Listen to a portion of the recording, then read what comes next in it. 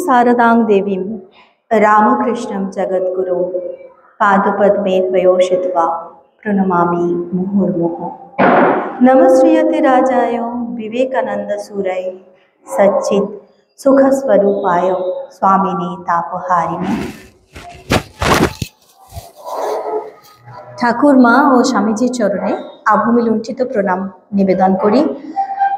আভূমি প্রণতি পূজনীয়া মাকে এবং আরও সকল মায়েরা যারা এখানে উপস্থিত রয়েছেন তাদের প্রত্যেককে আমার আভূমি প্রণতি এবং মায়ের ভক্ত সন্তান যারা আজকের এই পুণ্য দিবসে এই পুণ্য স্থানে একত্রিত হয়েছেন তাদের সকলকে আমার অশেষ শ্রদ্ধা ও শুভেচ্ছা জানাই।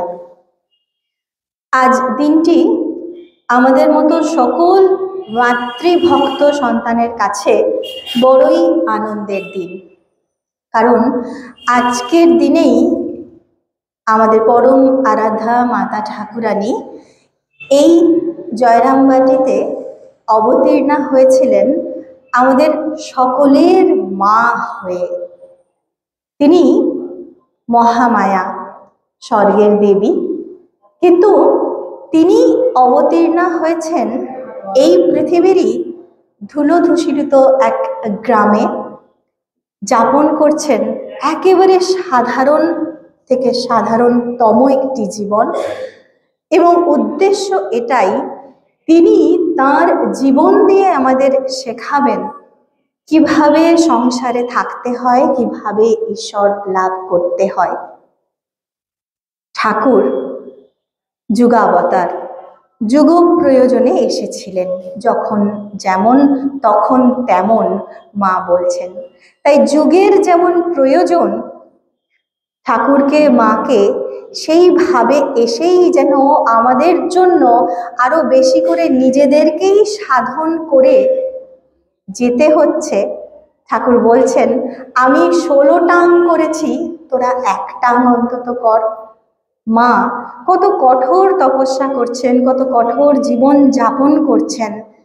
পঞ্চতপা থেকে শুরু করে তার জীবন যদি আমরা দেখি, কারণ কি? আমাদের জন্য। মহামায়ার তো তপস্যার প্রয়োজন নেই, তিনি কেবলমাত্র আমাদের জন্য এই সমস্তটুকু তার জীবন, তার সাধনা, তার অবতীর্ণ হওয়া সবটুকুই আমাদের জন্য, আমাদের ভালোবেসে। একটা গল্পের কথা মনে পড়ছে, মাতাজির কাছেই শুনেছিলাম, ভীষণ ভালো লেগেছিল গল্পটি। অনেকে বিশ্বাস করেন না যে হিন্দু ধর্মে যে বলা হয় ঈশ্বর সত্যি সত্যি অবতীর্ণ হন, মানুষের বেশে মানুষ হয়ে আসেন, আমাদেরই মতন চলেন ফেরেন, অথচ তিনি ভগবান, তিনি ভগবতী, এটা যেন বিশ্বাস হয় না। তো একটি গল্প, আকবর বীরবলকে বলছেন, এটা কি হয়? ভগবান নিজে কেন আসবেন? তার এত শক্তি, তিনি তো যে কাউকে পাঠিয়ে দেবেন, সমস্যার সমাধান হয়ে যাবে, তাকে নিজেকে আসতে হবে কেন? বীরবল কোনো উত্তর দিলেন না। এরপর একদিন নৌকা বিহারে বেরিয়েছেন, সম্রাটের নৌকা বিহার, তার মানে তার সঙ্গে প্রচুর লোক, লস্কর, প্রজা, সৈন্য সামন্ত সব শুদ্ধ একের পর এক বজরা চলেছে। হঠাৎ করে এসে বীরবল বললেন যে হুমায়ুন জলে পড়ে গেছে। তখন আকবর চঞ্চল হলেন, সে কি কথা, পড়ে গেছে? যে না না ঠিক আছে, লোকজন নেমেছে, আমি দেখা হচ্ছে যে কি হচ্ছে, কিরকম উদ্ধার করা হবে। না না আমি এক্ষুনি, আমাকেই নামতে হবে, কি এরমভাবে হয় নাকি? আমার ছেলে। না মহারাজ, আপনি কি কেন নামবেন? আপনি সম্রাট বলে কথা, এত লোক লস্কর আপনার জন্য প্রাণ দিয়ে দেবে, আপনি কেন নামবেন? যে না তা বললে হয়, আমার সন্তান। তখন বীরবল বলছেন, হুমায়ুন একদম ঠিক আছে, তার কিচ্ছু হয়নি। আপনি বলছিলেন না যে ভগবান অবতীর্ণ হন না, সেইটা আপনাকে বোঝানোর জন্যেই আপনাকে আমাকে ক্ষমা করবেন, এই নাটকটি অভিনয় করতে হলো। তিনি যখন দেখেন তার সন্তান ডুবে যাচ্ছে, তখন তাকেই আসতে হয়। তখন তিনি লোক লস্কর পাঠিয়ে বলেন না, যাও ওকে বাঁচিয়ে আসো। তো আমরা এই ঘোর কলির মধ্যে একেবারে ডুবে যাওয়ার মতো অবস্থাতেই যখন, এবং ব্রিটিশ শাসনে যখন হিন্দু ধর্ম ধর্মান্তকরণের চাপে শ্বাসরুদ্ধ হয়ে একেবারে মৃতপ্রায়, সেই অবস্থাতেই ঠাকুর যেন সেই সমস্তটুকুকে চ্যালেঞ্জ করে জন্মগ্রহণ করলেন এবং তিনি এলেন সপার্ষদ সশক্তিক আবার ধর্ম সংস্থাপনের জন্যেই আরো জোরদার করে। এবং এই কাজটি যেন খুব সহজভাবে হয় সেই জন্যেই তার মাকে আনা। ঠাকুর নিজে মাতৃ সাধক, মায়ের সাধনা করেছেন, তিনি মাতৃভাব প্রচারের জন্য এসেছেন এবং মাকেও এনেছেন আমাদের এই মাতৃনাম ভালো করে শেখাতেই। মা নাম শিখাইতে সবে, মা হয়ে এসেছ ভবে। তিনি আমাদের শিক্ষা দেবেন হাতে ধরে। মায়ের থেকে বেশি ভালো কি আর কেউ শেখাতে পারে? ছোটবেলায় হাতে ধরে একেবারে বুলিয়ে বুলিয়ে অ আ শেখানো থেকে শুরু করে কিভাবে খাবো, কিভাবে হাঁটবো, কিভাবে ঘুমাবো, কিভাবে আচার ব্যবহার করব, সবটুকুই তো মাকে শেখাতে হয়। তাই ভগবতী অবতীর্ণা হলেন এবং তিনি অবতীর্ণা হলেন আমাদের মা হয়ে। নাস্তি মাতৃ সমগুরু, মায়ের সমান গুরু আর কেউ নেই, তাই তিনি মা হয়ে এলেন। পুথিকার অক্ষয় কুমার, যাকে শাকচুন্নী বলতেন স্বামীজি, তিনি যখন প্রথম পুঁথি রচনা করেছিলেন তাতে মায়ের বন্দনা ছিল না। তো স্বামীজি বললেন যে চমৎকার পুঁথি লিখেছে শাকচুন্নী, কিন্তু ওই এক দোষ, ওতে শক্তির বন্দনা নেই। শক্তির আরাধনা ছাড়া কি ভগবানের আরাধনা হয়? তখন তিনি অপূর্ব করে একটি গুরু মাতা বন্দনা স্তোত্র রচনা করেছিলেন এবং প্রত্যেকটি অধ্যায় যখন শুরু হচ্ছে সেখানেও 2 লাইন করে মায়ের সম্পর্কে 2টি লাইন প্রত্যেকটা অধ্যায়ের শুরুতে রয়েছে। জয় জয় গুরু মাতা জগত জননী, রামকৃষ্ণ ভক্তিদাত্রী চৈতন্য দায়িনী। আবার কোথাও জয় জয় শ্যামাসুতা জগত জননী, রামকৃষ্ণ ভক্তিদাত্রী চৈতন্য দায়িনী। এইভাবে এছাড়াও অনেক বড় আকারেও এটি গুরুমাতা বন্দনা হিসাবে তিনি রচনা করেছেন। এখানে তিনি মায়ের যে মূল ভাবটিকে ফুটিয়ে তুলতে চেয়েছেন সেটি হচ্ছে তিনি জগৎ জননী। মা বলছেন আমি জগতের মা, বলছেন আমি সকলের মা। এবং এই সকলের মধ্যে শুধু যে মানুষ রয়েছে তা নয়, কিন্তু এমনকি জীব জন্তু পশু পাখি কীট পতঙ্গ পর্যন্ত। তিনি বলছেন আমি ওই পিঁপড়েটারও মা। এবং শুধু বলছেন তাই নয়, তিনি কিন্তু তার জীবন দিয়ে এটিকে প্রমাণ করছেন বারংবার। তিনি আমাদের মা, তাই গুরু রূপের থেকে তার মাতৃরূপ যেন বেশি প্রকট। যখন তিনি গুরু তখনও কিন্তু তিনি দীক্ষার পরে তার সন্তানদের ঠাকুরের ফটো দেখিয়ে চেনাচ্ছেন উনিই তোমার গুরু, উনিই তোমার ইষ্ট। প্রশ্ন হচ্ছে তাহলে তুমি কে? মা বলছেন আমি মা। তিনি চাইছেন তার সন্তান তাকে চিনুক, তাকে জানুক মা বলে। ঠাকুর তার সম্পর্কে বলছেন ও সারদা সরস্বতী, ও জ্ঞান দিতে এসেছে এবং সেই জ্ঞান তিনি দেবেন, এই পারমার্থিক জ্ঞান গুরু রূপে, মা রূপে। সেই জ্ঞানই আমাদের সকল প্রকার দুঃখের নিবৃত্তি ঘটাতে পারে। অজ্ঞান দূর হলে তবেই আমরা এই দুঃখ, এই যন্ত্রণা থেকে মুক্ত হতে পারি। মায়ের তাই সহজ ভাষায়, সহজতম পদ্ধতিতে সহজ শিক্ষা। মুক্তি সম্পর্কে বড় বড় শাস্ত্র, বড় বড় গ্রন্থ রচিত হয়েছে। মা এক কথায় বললেন মুক্তি কি করে পাওয়া যাবে? বলছেন নির্বাসনা হতে পারলে এক্ষুনি হয়।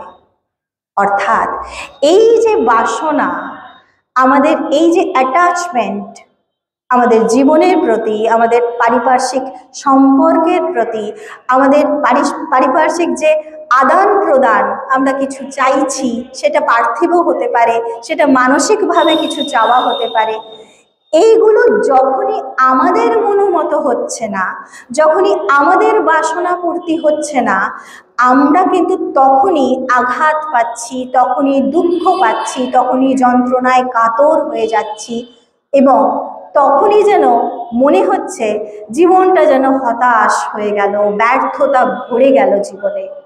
কিন্তু কেন? মা সহজ করে বলছেন, সংসারে থাকো বাবা। মাকে জিজ্ঞাসা করা হয়েছিল, মা সংসারীদের কি পথ নেই, কোনো উপায় নেই? মা বলছেন, কেন উপায় থাকবে না? ভগবান কি শুধু সন্ন্যাসীদের, সংসারীদের নন? তাই কি হয়? সংসারে থাকো বাবা, তাতে কোনো দোষ নেই, কিন্তু সংসারের মধ্যে জড়িও না। আমাদের মুশকিল এই, আমরা যত বেশি থাকি তার চেয়ে আরও বেশি জড়িয়ে পড়ি, আষ্টে পৃষ্ঠে যেন আমাদেরকে অক্টোপাসের মতো সংসার বেঁধে ফেলে, শ্বাসরুদ্ধ করে ফেলে। আমরা বুঝি সেটা বন্ধন, বুঝেও বুঝি না। ঠাকুর খুব সুন্দর করে সেই বর্ণনা দিয়েছেন বিভিন্ন জীব এবং তার অবস্থা। তার মধ্যে বলছেন, এক দল মাছ রয়েছে, ওই মাছ ধরার গল্পটি বলে তিনি বলছেন, কেউ পালিয়ে গেল, তাকে জালে আটকাতেই পারলো না।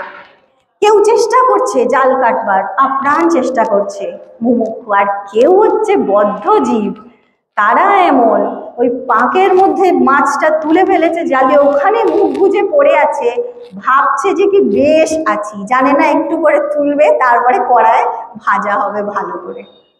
তো এই হচ্ছে অবস্থা। আমরা যে সত্যি সত্যি বন্ধনে আছি, ঠাকুর বলছেন, যে জানে যে তাকে ভূতে ধরেছে, ভূত পালায়, তখন আর ভূত থাকে না।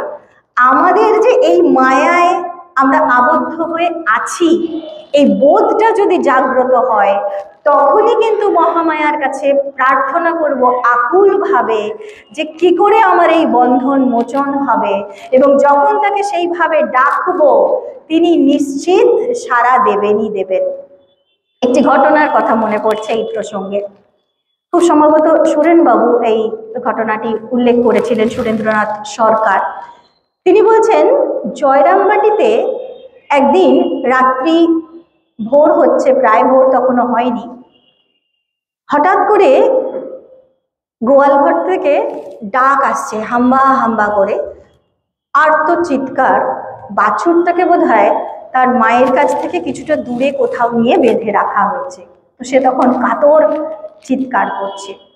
মা তার নিদ্রা ভঙ্গ হয়ে গেল, এবং তিনি সঙ্গে সঙ্গে যেমনভাবে কোনো মানুষ ডাকলে তাকে সাড়া দেয়, সেইভাবে সাড়া দিচ্ছেন, যাই বাবা যাই, আমি গিয়ে এক্ষুনি তোকে ছেড়ে দেব, এক্ষুনি ছেড়ে দেব। এবং শুধু যে বললেন তাই নয়, সঙ্গে সঙ্গে মা উঠে গেলেন, সত্যি সত্যি সেই বাছুরটিকে বন্ধন মুক্ত করে দিলেন। যিনি এই ঘটনার প্রত্যক্ষদর্শী, তিনি লিখছেন, আমি অবাক হয়ে প্রত্যক্ষ করলাম জগৎ জননীর সর্বভূতে সর্বজীবে দয়া, সেই সঙ্গে আরও একটি উপলব্ধি, এমন করে ডাকিতে পারিলেই তো বন্ধন মুক্ত হওয়া যায়।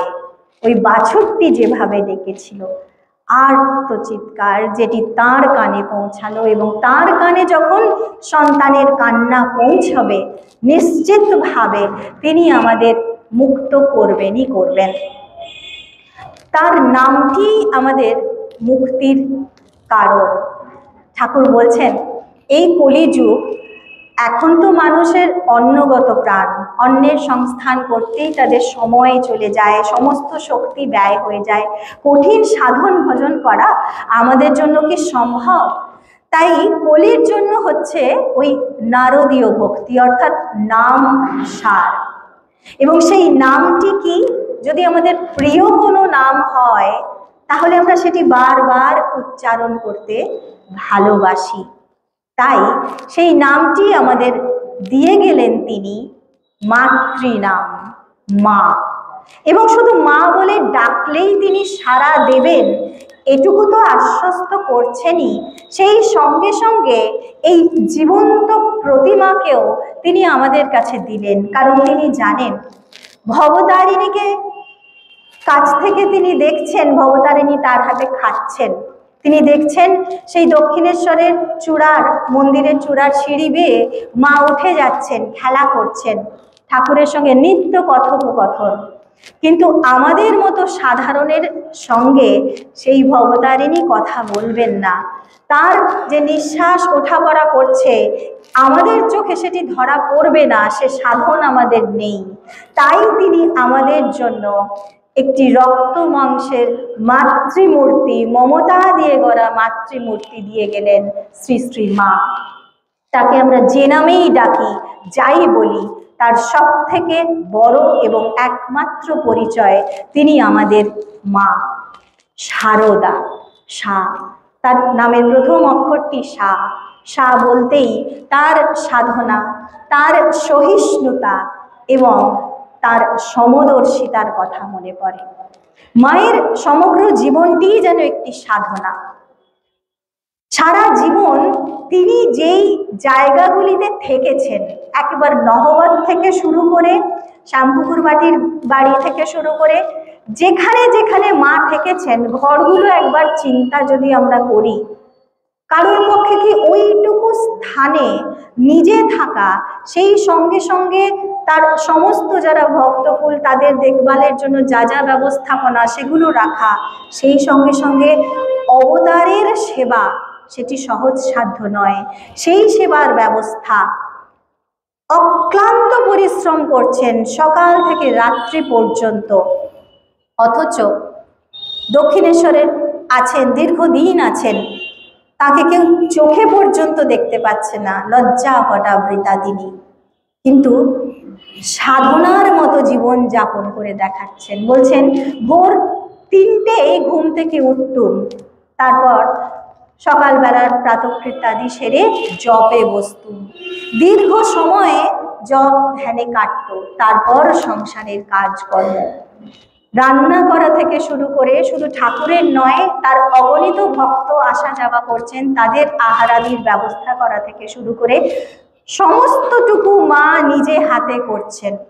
দিনে অন্তত 100টা পান সাজতেন মা, সম্পূর্ণ কাজের দায়িত্ব নিজে নিয়ে করছেন, সেই সঙ্গে 1 লক্ষ জপও করছেন। পরবর্তী সময়ে মায়ের কাছে বারংবার প্রশ্ন যেত, তো মা মন বসে না, জপ করলেও জপ বেশি করতে পারি না, মন শান্ত হয় না। মা খালি অবাক হয়ে বলতেন, কিসের এত অশান্তি অশান্তি সবাই বলে, আমি তো কিছু বুঝতে পারি না বাবা। আমি তো সেই সময় থেকেই অনুভব করি হৃদয়ে যেন আনন্দের পূর্ণ ঘট স্থাপন করা রয়েছে। আবারও অন্য একজনকে বলছেন, অন্তত দিনে 15-20 হাজার জপ করতে পারে, মন আপনি নুয়ে আসে। তা তো করবে না, কেবল শুধু বলবে হয় না হয় না। আবার যখন কোনো ভক্ত আকুল হয়ে তার পায়ে আছড়ে পড়ছেন, বলছেন মা কিচ্ছু হচ্ছে না, জপ ধ্যান সাধনা কিচ্ছু হচ্ছে না, কি উপায় হবে, তাকে আশ্বস্ত করতে আবার মাতৃরূপে তিনি বলছেন, ভয় কি বাবা, আমি তো আছি, আমি তোমাদের জন্য সব করছি, তোমাদের কোনো চিন্তা নেই, শুধু তাকে স্মরণ রেখো। মাকে একদিন প্রশ্ন করেছেন, মা কারোর যদি অজ্ঞান অবস্থায় মৃত্যু হয় তাহলে তার কি গতি হবে? মা বলছেন, যখন অজ্ঞান হলো তার আগে শেষ যে মুহূর্তে জ্ঞানটা ছিল, তখন যদি তার যেরকম চিন্তা সেই অনুযায়ী তার ফল হবে। অর্থাৎ তখন যদি তার মনে ঈশ্বরের চিন্তা এসে থাকে, অবশ্যই তার সেই ভগবৎ চরণ প্রাপ্ত হবে। যেমন চিন্তা, যার যেমন ভাব তার তেমন লাভ। এই কারণেই প্রতিনিয়ত আমাদেরকে বলা হচ্ছে যে এই স্মরণ মননটুকু রাখতে। কারণ তোতা পাখি তাকে হরে কৃষ্ণ শেখাও আর যা কিছুই শেখাও, বলছে বনের পাখি পা ধরে টানলে তখন ক্যা ক্যা করে উঠবে, অভ্যাসে না থাকলে তখন কিন্তু তারা রাধা কৃষ্ণ হরে কৃষ্ণ কিছুই বেরোবে না।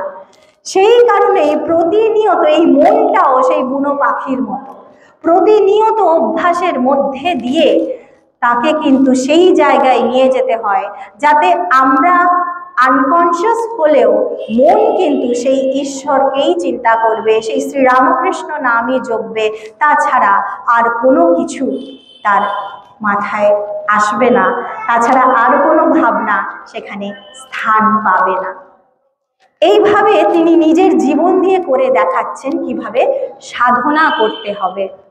তার কাছে সবাই সমান, তার আমজাদ যেমন ছেলে, তার শরৎও তেমনই ছেলে। শুধু মুখে বলছেন না, কাজেও তিনি তেমনভাবেই করে দেখাচ্ছেন। যখন আমজাদকে ছুঁড়ে ছুঁড়ে খেতে দিচ্ছেন নলিনী দিদি, মা নিজে তার হাত থেকে খাবারটা নিয়ে বলছেন, ও কি রে, অমন করে খেতে দিলে কারোর কি খেয়ে সুখ হয়? তুই না পারিস, আমাকে দে, আমি দিচ্ছি। এই তার সমদর্শিতা আর তার সহিষ্ণুতা। তিনি তো একেবারে ক্ষমারূপা তপস্বিনী, বলরাম বসু বলছেন, তার সহিষ্ণুতার তুলনা হয় না। রাধু দিদি তাকে কত রকম ভাবে নিত্য উপদ্রব করছেন, এমনকি বেগুন ছুঁড়ে মারা পর্যন্ত। গরুর গাড়িতে করে যাচ্ছেন কলপাড়ার দিকে, রাধু দিদি পা দিয়ে ঠেলতে ঠেলতে মাকে একদিকে পাঠিয়ে দিচ্ছেন, বলছেন তুই নেমে যা, গাড়ি থেকে নেমে যা। মা হাসতে হাসতে বলছেন, আমি যদি নেমে যাব তাহলে তোকে নিয়ে সাধনা করবে কে? এই হচ্ছে সহিষ্ণুতার সাধনা। সংসারে কত রকম সমস্যা, কত জটিলতা, এই জয়রাম বাটিতে সম্পত্তির ভাগাভাগি নিয়ে মায়ের ভাইয়েরা কি কাণ্ডই করছেন। শরৎ মহারাজ বলছেন, অবাক হয়ে বলছেন যে ভাবতে পারো মায়ের ভাইয়েরা কি কাণ্ডই না করছেন, অথচ মাকে দেখো যেমন ধীর স্থির ঠিক তেমনই, এতটুকু বিচলিত হচ্ছেন না। ওই যে বললেন, সংসারে থাকো, যার প্রতি যেমন কর্তব্য করে যাও, কিন্তু সংসারে প্রবেশ করো না, সংসারের মধ্যে নিজেকে জড়িও না। এই তিনি নিজের জীবন দিয়ে দেখাচ্ছেন কিভাবে না জড়িয়ে সংসারে থাকা যায়। তার নামের দ্বিতীয় অক্ষর র। র বলতে মনে পড়ে তিনি আমাদের রক্ষাকর্ত্রী, সদা সর্বদা তিনি আমাদের রক্ষা করছেন, রোগ থেকে, শোক থেকে, বিপদ থেকে। সর্বদা যে অবস্থাতেই থাকি আমরা তাকেই ডাকি। দুঃখেও মা বলেই কেঁদে উঠি, আনন্দেও আমরা মাকেই ডাকি সবার আগে। যখন বিজয়ী হই, জয় মা বলে তার নামেই ধ্বনি দিই। তাই সেই জয়রামবাটি অঞ্চলে যখন প্রবল খরা, অনাবৃষ্টি, না খেয়ে মরে যাওয়ার মতো অবস্থা, সবাই গিয়ে একযোগে মায়ের কাছে প্রার্থনা জানালো যে মা কি হবে, আমরা তো না খেতে পেয়ে মারা যাব। মা বলেন, তাই তো বাবা, কিভাবে কি হবে? তিনি ঠাকুরের কাছে আকুল হয়ে প্রার্থনা করলেন। সেই রাত্রেই এমন বৃষ্টি হলো যে সমস্ত মাঠ আবার ভরে গেল, এবং এমন ফসল ওই অঞ্চলে বহুদিন হয়নি, বহুদিন পরে তেমন ফসল হলো। মা যেন শাকম্ভরী রূপে রক্ষা করলেন। আবার যখন কেউ অসুস্থ হয়েছে, মায়েরই সন্তান, দীক্ষিত সন্তান কেসি নাগ, যার অঙ্ক বই আমরা পড়েছি ছোটবেলায়, তিনি যখন অসুস্থ গ্রামের বাড়িতে, একদিন তিনি বলছেন তার অভিজ্ঞতার কথা, কিভাবে মা যেন তাকে পুনর্জন্ম দিলেন। বলছেন, গ্রামের বাড়িতে আছি গুড়াপে, তার গ্রামের বাড়ি ছিল, ভয়ানক অসুস্থ, এত অসুস্থ যে প্রাণ সংশয়। একজন ডাক্তার চিকিৎসা করছেন, এক রাত্রে বলছেন অক্সিজেন সিলিন্ডার দিতে হবে, অবস্থার এত অবনতি ঘটেছে। কেউ একজন বর্ধমানের দিকে গেলেন অক্সিজেন সিলিন্ডার আনতে, বলছেন এত হাতে পায়ে অবশ ভাব, মনে হচ্ছে যেন এটাই শেষ রাত্রি আমার। তখন খুব বেশি করে মনে পড়ছে মায়ের কথা। মা যখন জ্বরে পড়েছিলেন, স্বয়ং মা ভবতারিণী এসেছিলেন তার মাথায় হাত বুলিয়ে তার সেই ব্যাধির উপশম করতে। তাহলে তার অসুখে মা কি আসবেন না তাকে সারিয়ে তুলতে? হাপুস নয়নে কাঁদছেন তিনি, কাঁদতে কাঁদতে আচ্ছন্ন হয়ে ঘুমিয়ে পড়েছেন।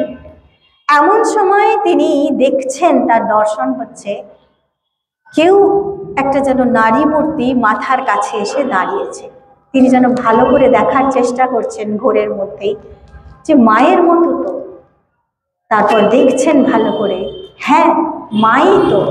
সেই চোখ, সেই মুখ, সেই পরনের শাড়ি, সেই হাতের বালা, একেবারে সেই মাতৃমূর্তি তার সম্মুখে উপস্থিত। তার হাতে একটা ওষুধ দিলেন এবং বললেন, এটি খেয়ে নাও। সেই গুলির মতো, বলছেন ন্যাপথলিনের গুলির মতো একটা ওষুধ আমি খেলাম যেন, এবং যত সেটি ভেতরের দিকে যেতে লাগলো আমার সমস্ত রোগ জ্বালা যেন শান্ত হতে থাকলো। ধীরে ধীরে আমি বোধ করলাম আমি যেন সুস্থ হয়ে উঠছি এবং আস্তে আস্তে ঘুমিয়ে পড়লাম। পরের দিন সকালে উঠলাম একেবারে ঝরঝরে, সবাইকে ডেকে বললাম আমি অনেক ভালো আছি, আমি সুস্থ হয়ে গেছি, আমার অক্সিজেন সিলিন্ডারেরও প্রয়োজন নেই। ডাক্তার এলেন, তিনি দেখে অবাক, বললেন এ তো অলৌকিক ব্যাপার, নিশ্চয়ই ভগবান আপনাকে বাঁচিয়েছেন। কেসিনাথ বলছেন, আমি জানি আমার জীবনদায়িনী আমার মা, তিনি শুধু আমাকে রোগমুক্ত করেছেন তাই নয়, আমাকে নব জন্ম দিয়েছেন তিনি। এইভাবেই তিনি আমাদের রক্ষা করছেন। অপর একটি ঘটনা শিলংয়ের, সেখানে তখন ব্রিটিশ আমলে কিছুদিনের জন্য শিলং থেকে রাজধানী স্থানান্তরিত হয়ে গিয়েছিল। শিলংয়ে কেউ থাকতো না তখন, প্রায় পরিত্যক্ত মতো হয়ে গিয়েছিল। 6টা ঘর ছিল, তার মধ্যে একটি বাড়িতে এক ভদ্রলোক থাকতেন, তিনিও কলকাতায় যাবেন, তার বাড়িতে থাকেন পঞ্চানন ব্রহ্মচারী বলে মায়ের এক সন্তান। তাকে দেখার দায়িত্ব দিয়ে তিনি গেলেন। তো তিনি আছেন পঞ্চানন ব্রহ্মচারী, তার নিজেরও একটি বাড়ি রয়েছে, তিনি অন্য বাড়িটি দেখাশোনা করছেন। হঠাৎ করে তিনি শুনলেন ওখানে কিছু ছেলেরা ছিল, তখন ফাঁকা বাড়ি পেলে তারা কি করতো, আগুন ধরিয়ে দিত যাতে ওটা অকুপাই করে নেওয়া যায়, হয়তো সেরকমই কিছু সম্ভাবনা জন্যই করতো।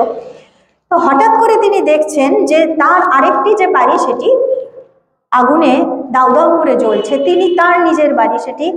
তিনি তখন আকুল হয়ে জল দেওয়ার চেষ্টা করছেন, তারপর আর অন্যথা না দেখে মায়ের কাছে প্রার্থনা করছেন। এবং যখন তিনি ওই আগুনের তাপে জ্ঞান হারাচ্ছেন, সেই সময় তিনি দেখছেন মা যেন আবির্ভূতা হয়েছেন এবং 2 হাতে তাকে অভয় দান করছেন, বলছেন কোনো চিন্তা নেই, ঠিক হয়ে যাবে। সেইটি দর্শন হয়েই তার জ্ঞান হারালো।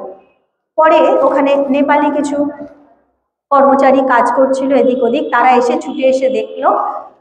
ঘন্টা 3 পরে তার জ্ঞান ফিরলো। তারা তখন বলছেন, আমি তো ভেবেছি আমরা সকলে যে আপনি মারা গেছেন, আপনার প্রাণ চলে গেছে, আপনি বেঁচে আছেন। হ্যাঁ। পরবর্তী সময়ে তিনি আবার খুব আরো বেশি করে মায়ের উপর বিশ্বাস হলো, অনেক বেশি করে জপ ধ্যান করেন। তার প্রাণটি বেঁচে গেছিল, কিন্তু তার মুখটি একেবারে কালো হয়ে গেছিল, ওই আগুনে ঝলসে, তাপে ঝলসে।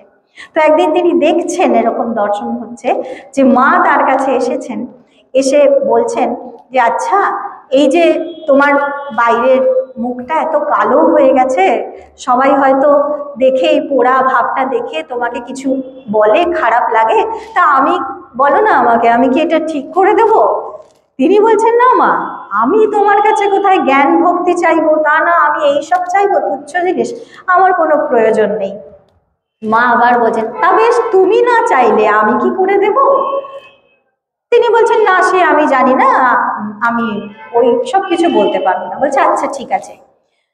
যেদিনকে একটা বিশেষ দিনের কথা তিনি বলছেন, যখন বাংলা বর্ষ শেষ হবে, সেই সংক্রান্তি তিথি, বর্ষ শুরু, সেই মুহূর্তে গিয়ে ওই যে ঝর্ণা, শিলংয়ে তো প্রচুর ঝর্ণা, একটি বলেছেন ওই ঝর্ণার নিচে গিয়ে ওই জলেতে তুমি স্নান করবে ওই মুহূর্তে। এবং তারপর তুমি দেখবে তুমি আবার আগের মতো হয়ে যাবে। তো তিনি এই স্বপ্ন দর্শনের কথা বা এই দর্শনের কথা বলেছেন কয়েকজনকে। তারা তখন ভাবছেন যে এটা আবার সম্ভব নাকি, এ নিশ্চয়ই অবিশ্বাসী মন তো আমাদের, সেই অবিশ্বাসী করছেন। তিনি তখন ভাবছেন না, তাহলে যাই হোক আমি বাবা স্নান করতে যাব না, কারণ যদি না হয় তাহলে তো সবাই ভাববে মায়ের কথা মিথ্যা হয়ে গেল। তিনি কিছুতেই দৃঢ় প্রতিজ্ঞ যে যাবেন না। কিন্তু এমনই মায়ের লীলা, তিনি কিন্তু ঠিক সেই মুহূর্ত যেটি মা বলেছিল যেই ক্ষণের কথা, সেই সময় গেলেন স্নান করতে। এবং সত্যি সত্যি যখন তিনি স্নান করলেন, করে স্নান করে বেরোচ্ছেন, তার সেই উপরের যে কালিমা যেটি সেই অগ্নিদগ্ধ হয়ে গিয়েছিল, সেটি সম্পূর্ণ মুছে গিয়ে আবার আগের রূপটি তিনি ফিরে পেলেন। এবং সকলেই অবাক হয়ে গেল যে সত্যি তাহলে এটি সম্ভব। এ তাঁর লীলা এবং লীলাময়ী আজও এইভাবে লীলা করেন। তার নামের শেষ অক্ষর দা, দানে। তার কাছে আমরা কি চাইব?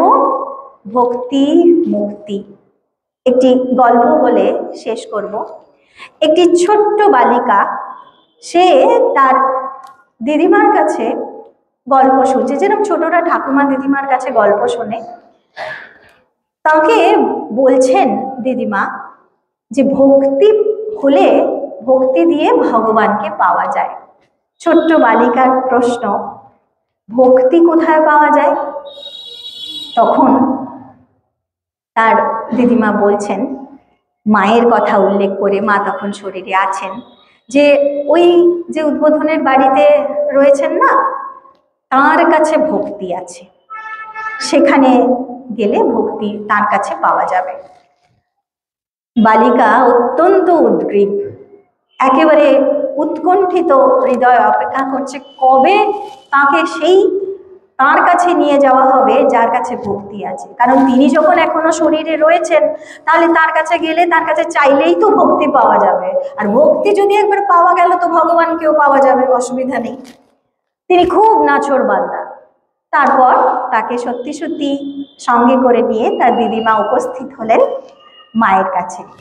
একটু কথোপকথনের পরেই ছোট্ট বালিকাটি বুঝে নিল যে তিনি যার কাছে সেই ভক্তি আছে।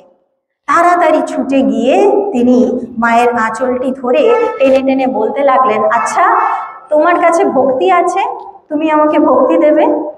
মা সেই ছোট্ট বালিকার কথা শুনে হেসেই অস্থির, বলছে, আরে এ ক্ষুদে ভক্ত বলে কি আমার কাছে নাকি ভক্তি আছে? উপস্থিত মহিলা যারা, তারা খুব এতে মজা পেলেন, বললেন, হ্যাঁ ঠিক বলেছ খুকি, মায়ের কাছেই ভক্তি আছে, খুব ভালো করে মাকে ধরো, মা তোমাকে ভক্তি দেবেন। চারপাশ থেকে এত উৎসাহ পেয়ে তিনি আরো জোরে আঁচলটা ধরে টানছেন, যা আমাকে ভক্তি দাও, দিতে হবে, তোমার কাছে আছে। মা তখন বললেন, আচ্ছা আচ্ছা দাঁড়াও দিচ্ছি। তো ভিতর থেকে গিয়ে মা একটি অমৃতি প্রসাদ এনে তার হাতে দিয়ে বললেন, এই নাও ভক্তি। মায়ের কাছ থেকে প্রাপ্ত ভক্তি সবাই তার ভাগ চায়, চেয়েছে তিনি, কিন্তু ভাগ তো সবাই চায়, একজন নেয়, বাকিটা আমরা সবাই ভাগ করে নিই। তো সেও খুশি মনে সবাইকে ভাগ করে দিতে দিতে দিতে একটুখানি তার নিজের ভাগে পড়ে রয়েছে। যাই হোক, ভক্তি তো পাওয়া গেছে, তিনি খুব খুশি। তারপর সেই বালিকা ধীরে ধীরে বড় হতে লাগলো। মায়ের সঙ্গে তার খুব ঘনিষ্ঠতা, খুব আলাপ, মা তাকে খুব ভালোবাসেন। সে দেখে মায়ের কাছে কত লোক আসে, দীক্ষা হয়, কত লোকে মায়ের কত কৃপা পায়। সে ভাবলো, তাই তো, আমি তো বড় হয়েছি, আমারও দীক্ষার প্রয়োজন, কিন্তু কই, মা তো আমাকে কোনোদিন দীক্ষার কথা বলে না, মা আমার এত আপনজন, তা আমি কেন নিজে যেচে মাকে বলতে যাব দীক্ষার কথা? মারই আমাকে বলা উচিত। ঠিক আছে, মা যদি না বলেন তো আমি কিছু বলবো না, অভিমান। তখন একদিন অষ্টমীর দিন তার দিদিমা দুই বোনকে একটা দুধের পাত্রের মধ্যে দুধ দিয়ে বললেন, যা আজকে অষ্টমী, মাকে গিয়ে প্রণাম করে আয়। তো তারা দুধের পাত্রটি নিয়ে দুই বোনে খুশি মনে আসছেন মায়ের বাড়ির সামনে, এসে দেখছেন পদ্ম ফুলও বিক্রি হচ্ছে। তো পদ্ম ফুলও সংগ্রহ করেছেন, মায়ের কাছে অঞ্জলি দেওয়া যাবে। কিন্তু মায়ের বাড়ির ভিতরে ঢুকে তো সে অবস্থা একেবারে, দেখছেন এত লোকের ভিড়, তাদের মা দেখবেন কি করে আর তারা মায়ের কাছে পৌঁছবেন কি করে, সেই দুধটা ফুলটা সবই বোধহয় বৃথা যাবে, এক কোণে দাঁড়িয়ে তিনি ভাবছেন। এই সময় দেখছেন ভিড়ের মধ্যে থেকে হাত নেড়ে নেড়ে তাদের উদ্দেশ্যে কেউ ডাকছে আর বলছে, মা তোমাদের দুই বোনকে ভিতরে ডাকছেন। তারা ভিড় ঠেলে মায়ের কাছে গেলেন। মা বললেন, ওই দুধের পাত্রটি তার হাত থেকে নিয়ে ঠাকুরের কাছে রেখে বললেন, এই তোমার পূর্ণ ঘট স্থাপন হলো, তোমাকে আজ দীক্ষা দেব। সে মনে মনে ভেবে পাচ্ছে না মা কিভাবে তার মনের কথাটা বুঝলেন। মা যে সত্যিই অন্তর্যামী তিনি যেন বুঝতে পারলেন। মা তাকে দীক্ষা দিলেন। মায়ের চরণে সেই পদ্ম নিবেদন করে অঞ্জলিও দেওয়া হলো অষ্টমীর দিন, এবং মায়ের কৃপা এইভাবে প্রাপ্ত হলেন তিনি। শুধু মায়ের কাছে ভক্তি আদায় করেছিলেন তিনি তাই নয়, সেই ভক্তি অকাতরে সকলকে বিলিয়েছেন যিনি, সেই ছোট্ট মেয়েটি আর কেউ নয়, আমাদের দুর্গা বুড়িমা। আপনারা সকলেই হয়তো এই গল্পটি জানেন, কিন্তু আমার বড় ভালো লাগে এই গল্পটি। তো মা সেই মায়ের কাছ থেকে ভক্তি নিয়েছেন, অকাতরে সকলকে সেদিনও বিলিয়েছেন, আজও আমাদের সকলকে বিলিয়ে যাচ্ছেন। এইভাবেই সেই মাতৃভক্তি তার স্পর্শে সকল সন্তানের হৃদয়ে চির জাগরুক থাকুক। যেই ভক্তি হলেই আমরা মাকে পেয়ে যাব, মাকে পাওয়াটাই বড় কথা। আর তাকে শুধু অন্তর দিয়ে ডাকলেই পাওয়া যায়, তার বেশি আর কিছু লাগে না। সেই ডাকটুকু যেন আমরা ডাকতে পারি, তার রাতুল চরণে আজকের এই পুণ্যতিথিতে এই প্রার্থনা জানিয়ে আপনাদের সকলের অশেষ কল্যাণ কামনা করে আজকের অনুধ্যান এখানেই শেষ করছি। ওম শান্তি শান্তি শান্তি। হরি ওম তৎসৎ। শ্রীরামকৃষ্ণ অর্পণমস্তু।